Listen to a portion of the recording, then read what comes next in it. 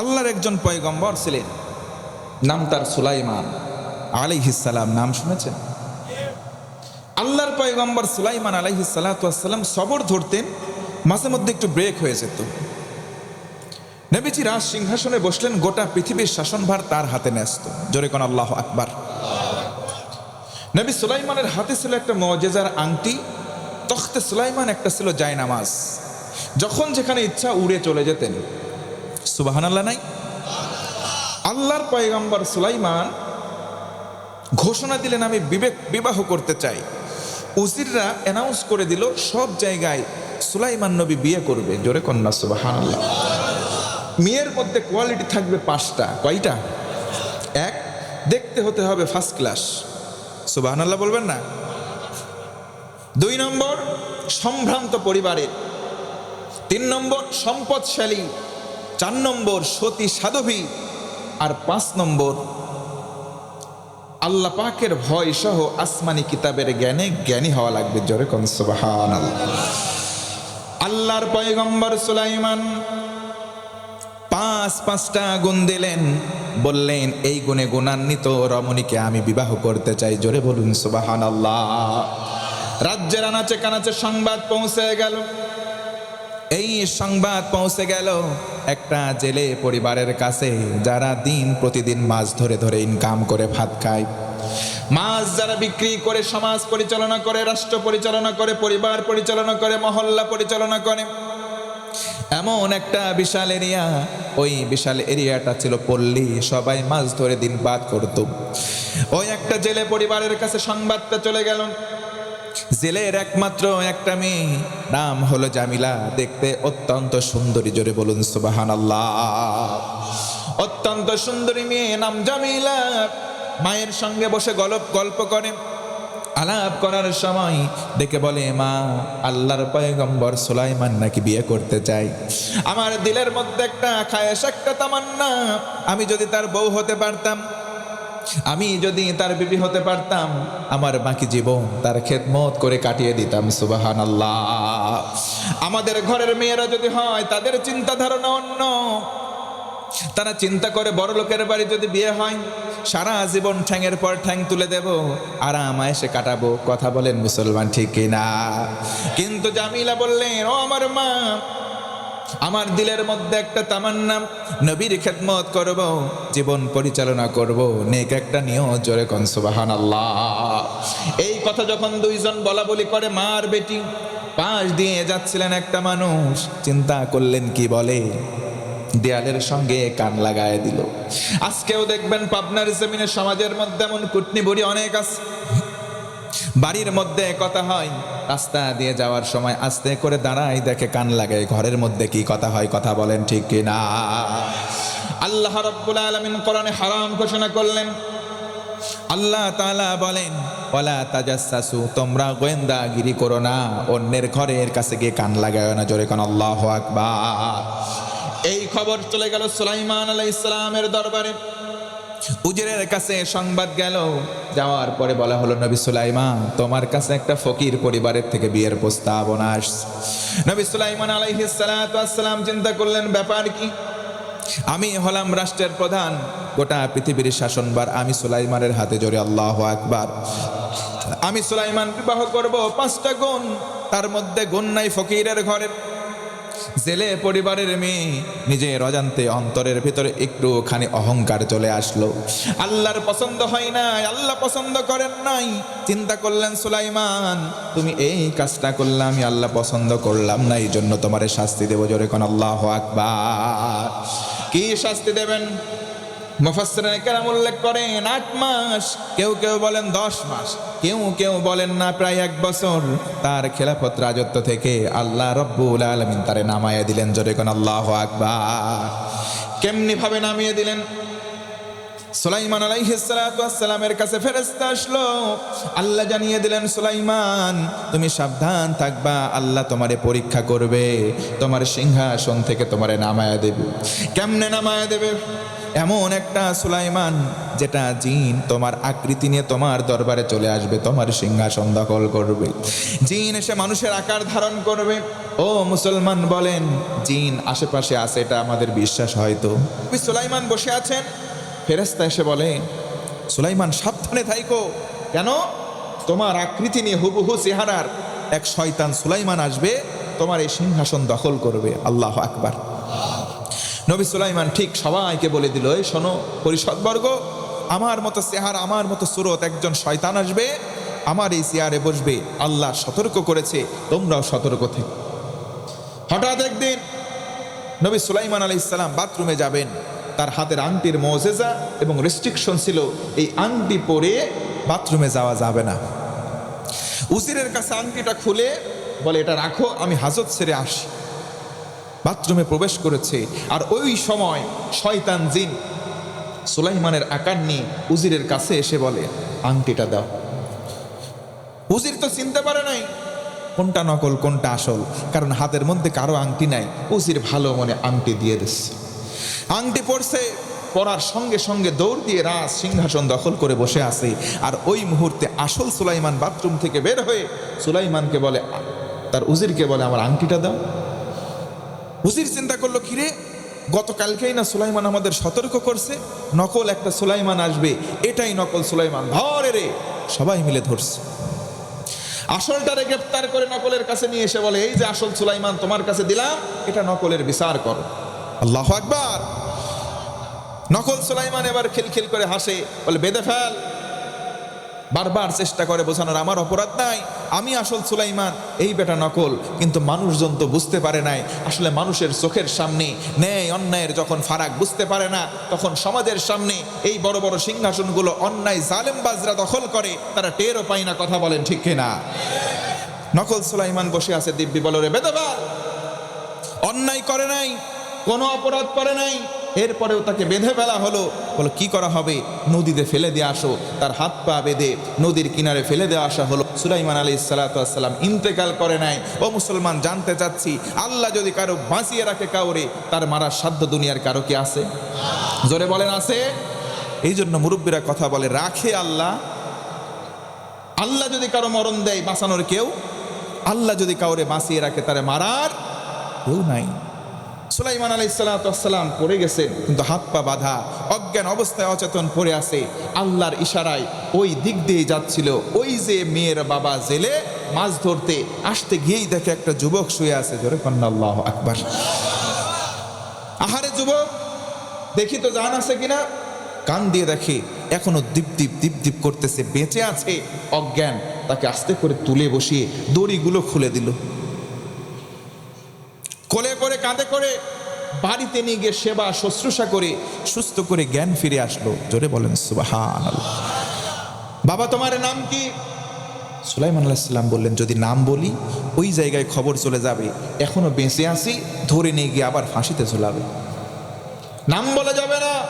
কৌশল অবলম্বন করে বললেন, আমি পথিক, আমি মুসাফির, পথ হারিয়ে ফেলেছি, কোথায় যাব গন্তব্য জানা নাই। কোথায় যাবে যেহেতু জানা নাই, আমার বাড়িতেই তুমি থাকতে পারো, আমি জেলের কোনো আপত্তি নাই। জোরে বলুন সুবহানাল্লাহ। যেই জেলের কটাক্ষ করলো একটুখানি আগে, চিন্তা করলো জেলের মেয়ে আমারে বিয়ের প্রস্তাব দিছে, হায় হায় হায় হায়, আমার মানিজ্জত গেল। ওই জেলের পরিবারে তার ভাত জুটলো। কথা বলেন ঠিক কিনা? অহংকার করার কিছু নাই মানুষ, দাম্ভিকতা প্রদর্শনের কিছুই নাই। কারণ অহংকার করতে পারে একজন, কে? আল্লাহ ছাড়া অহংকারের কিছু নাই। নবীজি বলেন, অহংকার হলো আল্লাহর চাদর। যে ব্যক্তি অহংকার করলো, সে যেন আল্লাহর চাদর নিয়ে টান দিল। জোরে কর নাউজুবিল্লাহ। আল্লাহর পয়গম্বর সুলাইমান জেলে মাছ ধরে, আর তার সঙ্গে হেলপারি করে, খালই হাতে করে মাছ বহন করে। কয়েকদিন আগেই ছিল মাত্র এক রাজ সিংহাসনের মালিক। একটু অহংকার করার কারণে, ধৈর্যচ্যুত হওয়ার কারণে আল্লাহ জেলের হেল্পার বানালো। সুবহানাল্লাহ। জেলের হেল্পার হয়ে গেলেন। কিন্তু আল্লাহ রহমত, আল্লাহর বরকতে যেই দিন থেকে ছেলের সঙ্গে নবী সুলাইমান যায়, সেই দিন থেকে ছেলের জালে মাছের পরিমাণটা বেড়ে গেল। সুলাইমান আলাইহিস সালাতু ওয়াস সালামের পদচারণা দেখি জেলে এবং জেলের স্ত্রী এতটাই মুগ্ধ হয়ে গেলেন, সন্তানের মতো লালন পালন করতে লাগলেন। অনেক দিন অতিবাহিত হয়ে গেল। কয়েক মাস অতিবাহিতর পর স্বামী স্ত্রী চিন্তা করলো, আমাদের একমাত্র একটা মেয়ে আছে, নাম তার জামিলা। এই ছেলেটা বিশ্বস্ত, অনেক অমায়িক ব্যবহার। এই ব্যবহারের সন্তান রে হাতছাড়া করব না, চলো আমরা এই মেয়েটার সঙ্গে আমার এই ছেলেটার বিয়ে দেই। জোরে কোন সুবহানাল্লাহ। ছেলের প্রস্তাবনা দেওয়া হলো, ও যুবক শোনো, আমার একটা মেয়ে আছে, মেয়ের সঙ্গে তোমার বিবাহ দিতে চাই, যদি তোমার আপত্তি না থাকে, যদি তোমার অনুমতি পাওয়া যায়, আমার একটা মেয়ে আছে, বিয়ে দিতে চাই। হযরত সুলাইমান বললেন, আমি রাজি আছি। জোরে কোন সুবহানাল্লাহ। কারণ আপনি আমাকে জীবন দান করেছেন প্রায়, যদিও জীবন দেওয়ার মালিক আল্লাহ, কিন্তু আপনি সেবা শুশ্রূষা করলেন, আমার একটা শেল্টার দিয়েছেন, এই কারণে আপনার অকৃতজ্ঞ আমি হব না। আপনার মেয়ের সঙ্গে বিবাহে রাজি।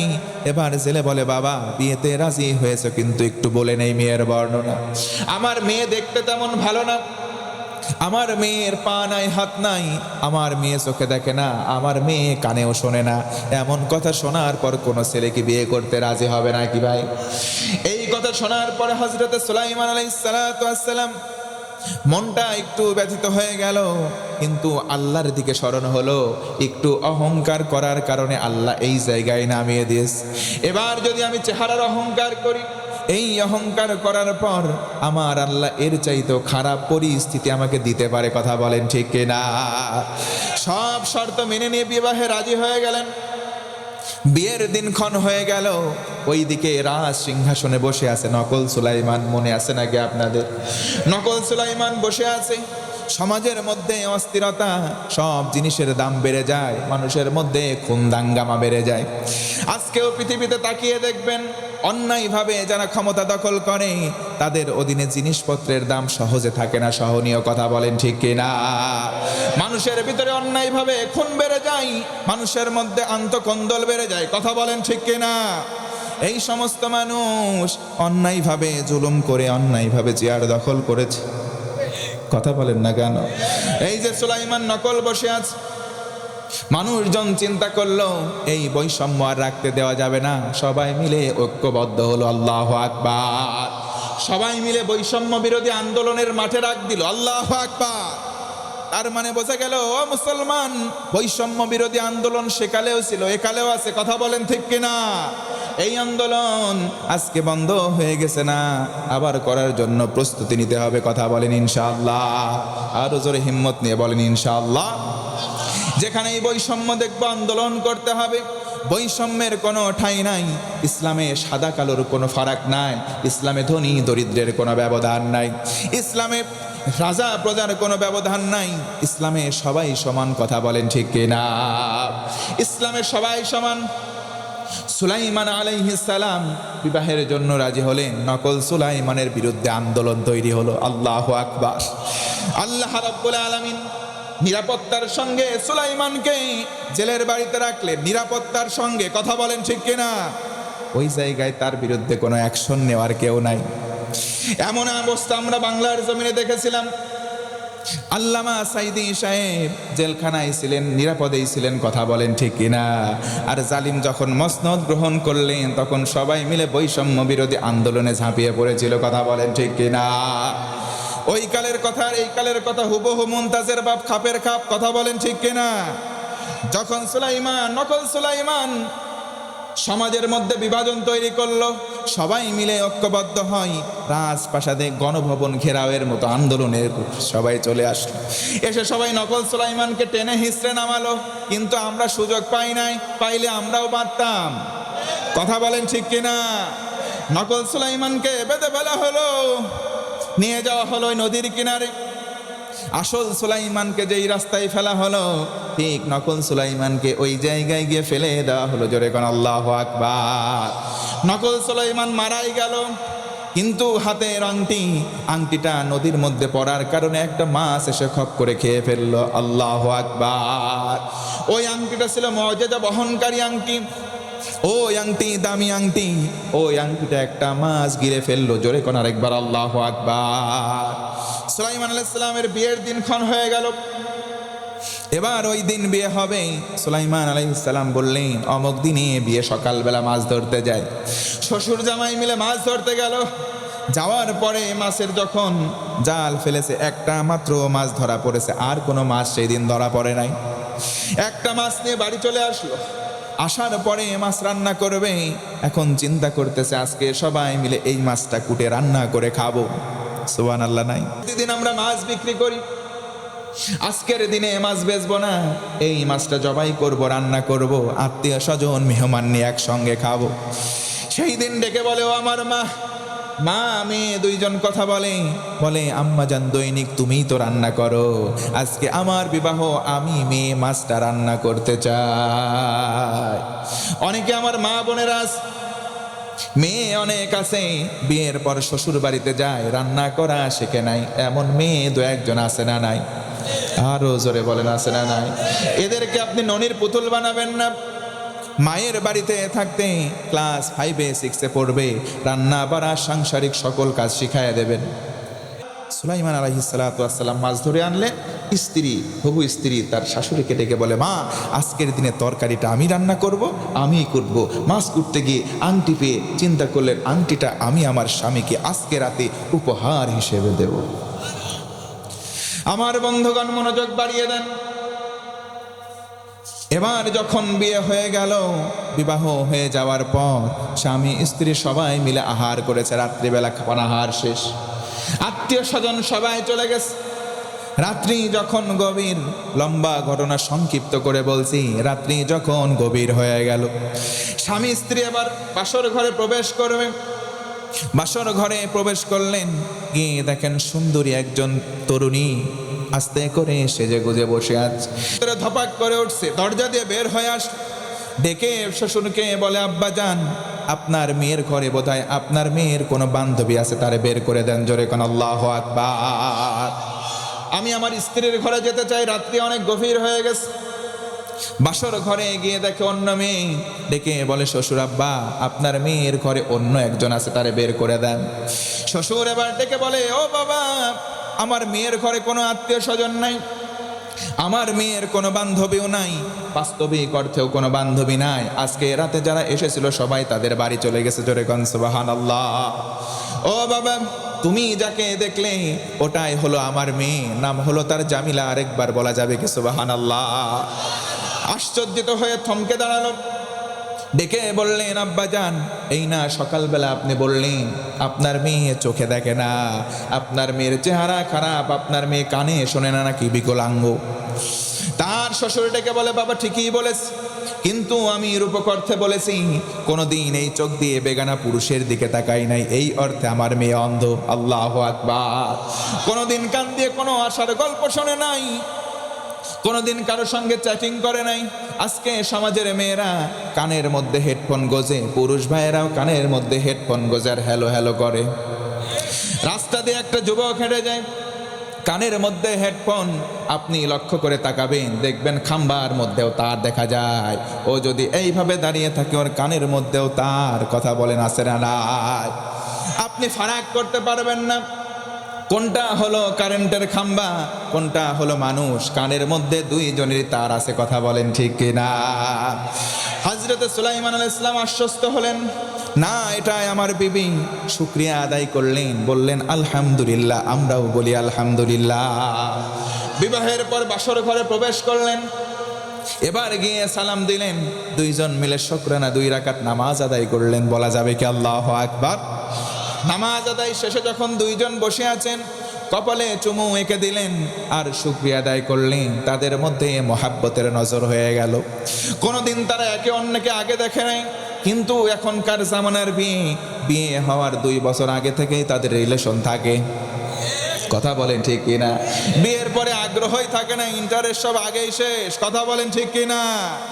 এমন অনেক বিবাহ করে 10 বছর হয়ে যায়, রিলেশন করেছে, একসঙ্গে থাকে, লিভিং টুগেদার। কথা বলেন ঠিক কিনা? ওইগুলা বিয়ের কোনো স্বাদ বুঝতে পারে ইসলাম আছে যেখানে শান্তিও আছে। হযরত সুলাইমান আলাইহিস সালাম বসে আছেন, এবার তার স্ত্রী জামিলা হাতটা চেপে ধরেছে, আস্তে করে আঁচল থেকে আংটিটা বের করে পরিয়ে দিচ্ছে। আংটিটা দেখার পরে নবী সুলাইমান চিনে ফেলেছে, আল্লাহু আকবার, এই না আমার নবুয়তের আংটি। ও প্রাণের স্ত্রী, আগে বলো আংটিটা তুমি কোথায় পেয়েছো? জোরে কোন আল্লাহু আকবার। হেই, তুমি কোথায় পাইলে আংটি? স্ত্রী মনে মনে চিন্তা করলো, হারে আমি যে কোনোদিন দোকানে যাই নাই, কাউরে দিয়ে কিনে আনাই নাই, মাছের থেকে পাইছি, জেনে গেল না তো। স্বামী আমার আর সত্যবাদী মেয়ে দেখে বলে, স্বামী আমার, আজকে প্রত্যুষে আপনারা যেই মাছটা ধরে আনছেন, মাছটা আমি যখন কেটেছি, মাছের গলা দিয়ে আংটিটা পেয়েছি। আংটিটা নিলাম, আমি আমার পক্ষ থেকে আপনাকে এটা হাদিয়া দিলাম। জোরে কোন সুবহানাল্লাহ। দেখে মনে হলো অনেক সুন্দর, দাম হয়তো নাই, কিন্তু আমার কাছে অ্যাবিলিটি নাই। ও প্রাণের স্বামী, আমি আপনাকে আজকের জন্য এটা হাদিয়া দিলাম। আরেকবার সুবহানাল্লাহ। নবী চিনল, এটাই তো আমার আসল আংটি, যেই আংটিকে আমি মসনদে হারাই আসলাম। নকল সুলাইমান আমার আংটিটা দখল করে নিল, ওই আংটিটা আল্লাহ পাক আমারে ফেরত দিয়েছে। তার মানে আমি সুলাইমানের মনে হচ্ছে কেন জানি আল্লাহ আমার উপরে রাজি হয়ে গেছে। বিবাহ হয়ে গেল, স্বামী স্ত্রী দরজা বন্ধ করে দিলেন। বাসর রাত্রিতে বুকের মধ্যে জড়ায় ধরলেন, কপালে চুম্বন এঁকে দিলেন, বললেন, আজকের মতো আমরা চলো শুয়ে ঘুমিয়ে যাই। জোরে কোন আল্লাহু আকবার। নবী সুলাইমান আলাইহিস সালাম ঘুমিয়ে গেলেন। ঘুমের দোয়া পড়েন আপনারা? আল্লাহুম্মা বিসমিকা আমুতু ওয়া আহইয়া পড়েন, আল্লাহুম্মা বিসমিকা আমুতু ওয়া আহইয়া। ডাক্তাররা বর্তমানে বলছে ঘুমন্ত মানুষকে ডাকা যায় না। সুলাইমান আলাইহিস সালাম শুয়ে আছে, ঘুমিয়ে আছে, ঘুমন্ত মানুষ ঘুমিয়ে থাক। আমরা আলোচনার একটু অন্য দিকে যাই। জোরে কোন ইনশাআল্লাহ।